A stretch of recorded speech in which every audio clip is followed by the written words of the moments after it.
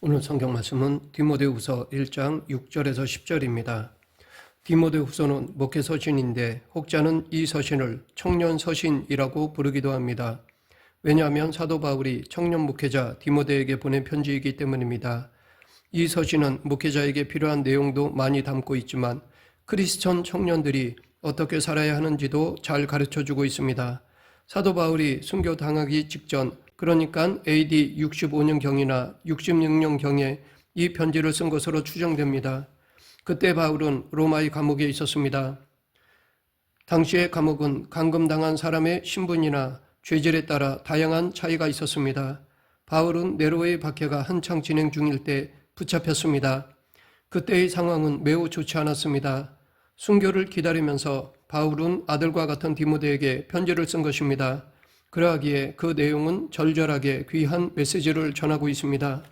오늘 본문 9절 10절 하나님이 우리를 구원하사 거룩하신 소명으로 부르심은 우리의 행위대로 하심이 아니요 오직 자기의 뜻과 영원 전부터 그리스도 예수 안에서 우리에게 주신 은혜대로 하심이라.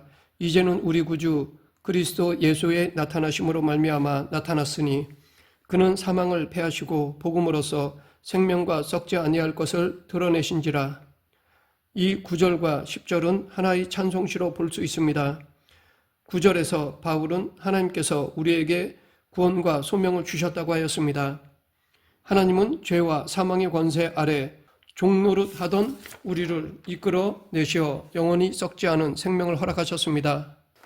이것이 구원입니다. 이 구원은 우리의 행위대로 하심이 아니요 하나님의 뜻에 따라 은혜대로 하신 것입니다. 하나님의 은혜 외에는 다른 어떤 것도 구원의 이유가 될 수 없습니다. 만약 하나님이 어떤 조건을 걸기 시작하면 그 누구도 그 조건을 만족시킬 수가 없기 때문입니다. 그런데 여기서 우리가 기억해야 할 것은 구원받은 사람은 반드시 소명을 함께 받는다는 것입니다. 구원은 거저 받는 것입니다. 하나님은 구원을 주실 때 당신의 은혜 외에 다른 근거를 두지 않으셨습니다. 하지만 거저 받은 구원이라 해서 아무런 목적 없이 주시는 것은 아닙니다. 바울은 하나님이 우리를 구원하사라고 말한 다음에 거룩하신 소명으로 부르셨다라고 말을 덧붙였습니다. 지금까지 한국교회는 구원을 너무 단편적으로만 이해했습니다. 단지 예수님 믿고 천국 가는 정도로만 생각한 것입니다. 하지만 구원은 반드시 목적이 있습니다.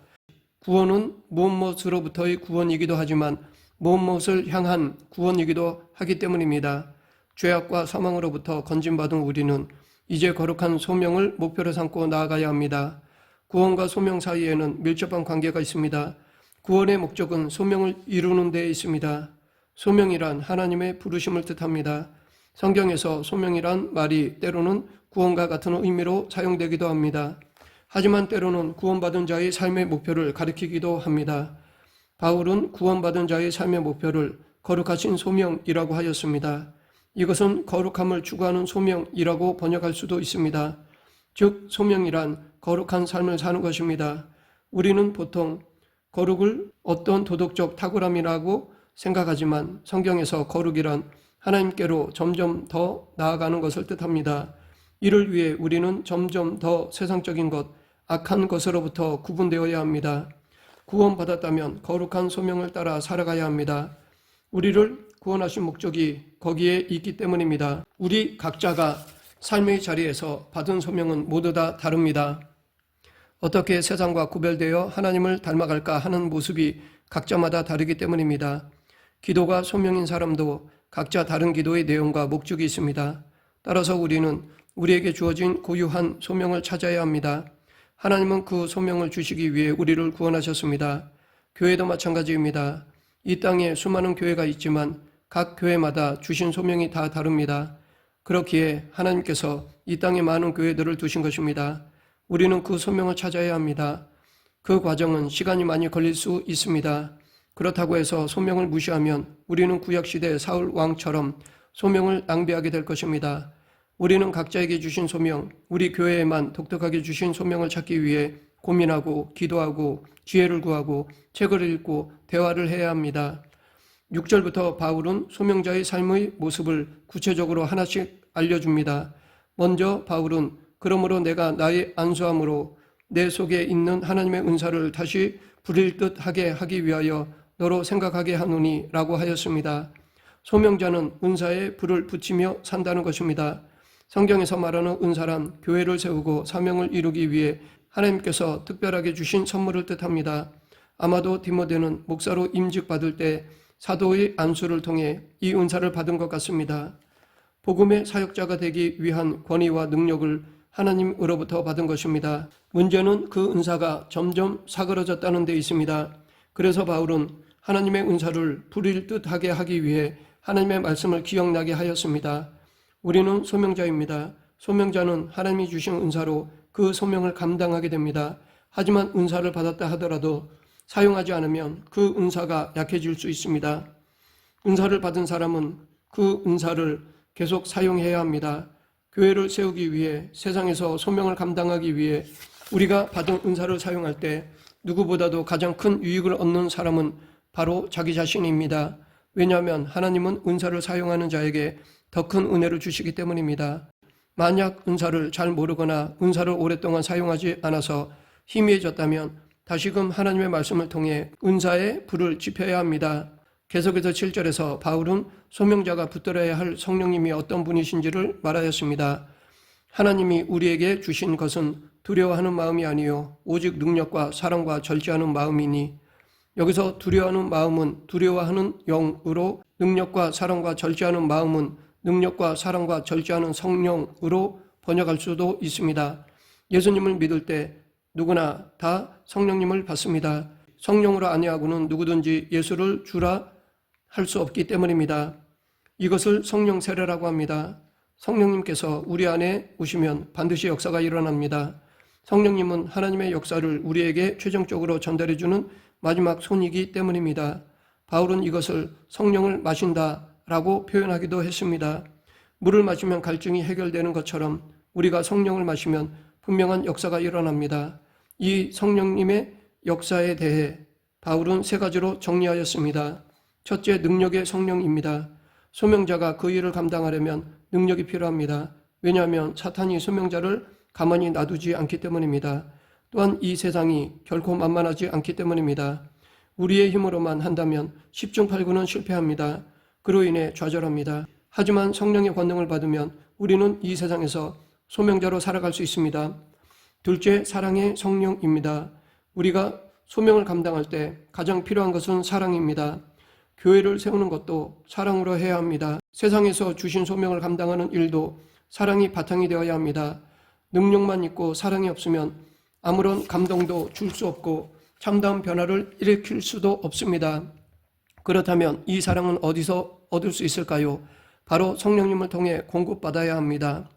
셋째, 절제의 성령입니다. 소명을 감당하기 위해서는 절제가 필요합니다.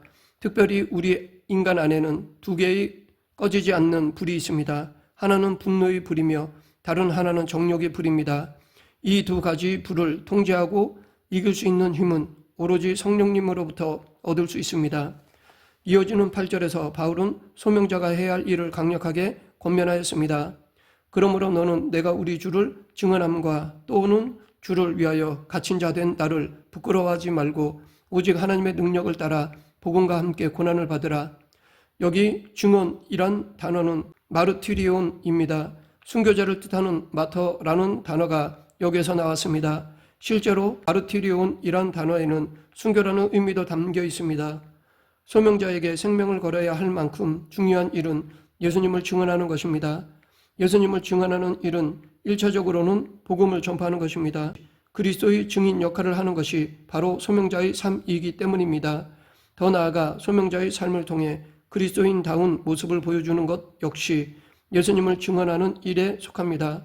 그래서 사도행전에서 7 집사들 고넬료, 디모데 등이 사회적으로 좋은 평판을 얻음으로써 예수님의 증인이 되었다고 말하고 있습니다. 아직도 많은 선교지에는 기독교 신앙을 가졌다는 이유로만으로 수많은 사람들이 순교를 당하고 있습니다. 우리나라에서도 불과 150년 전만 해도 그런 일들이 있었습니다. 그러나 오늘날처럼 종교가 자유로워진 사회에서는 그런 일이 일어나지 않습니다. 그렇다면 이제 순교자라는 것이 아예 없어진 것일까요? 그렇지 않습니다. 학교에서, 직장에서, 사회 속에서 참된 그리스도인으로 살아가기 위해서는 입으로, 행동으로, 삶으로 예수님을 증언하기 위해서는 순교적인 정신으로 무장해야 합니다. 손해, 희생, 조롱, 무시 등을 각오해야 합니다.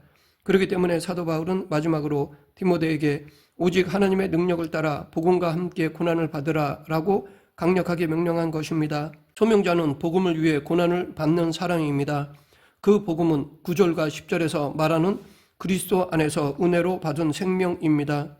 그리스도를 증언하기 위해 고난을 당한 적이 있습니까? 예수님을 닮아가기 위해 사람들에게 왜 그렇게 사냐라는 말을 들어본 적이 있습니까? 예수님을 따르기 위해 내가 누려도 되는 권리와 특권을 자제해 본 적이 있습니까? 만약 그랬다면 그런 사람은 이 시대의 소명자입니다. 말씀을 맺겠습니다. 우리는 소명자라는 이름을 이미 가졌습니다. 이제 남은 것은 우리의 삶이 우리의 이름에 걸맞게 변화되는 것입니다. 즉 소명자의 삶을 살아가는 것입니다. 우리가 예수님 앞에 섰을 때 예수님께서 우리에게 무엇을 물으실까요? 우리가 가진 돈이나 사회적 지위에 대해 물으실까요? 결코 그렇지 않습니다. 예수님은 너는 소명자로서 살았는가? 라는 말씀으로 우리를 평가하실 것입니다. 우리 모두 바울처럼 디모데처럼 사는 날 동안 오직 소명자로 살아가길 간절히 축원합니다. 기도하겠습니다. 사랑과 은혜가 풍성하신 하나님 아버지, 저희를 소명자로 불러주심을 감사합니다.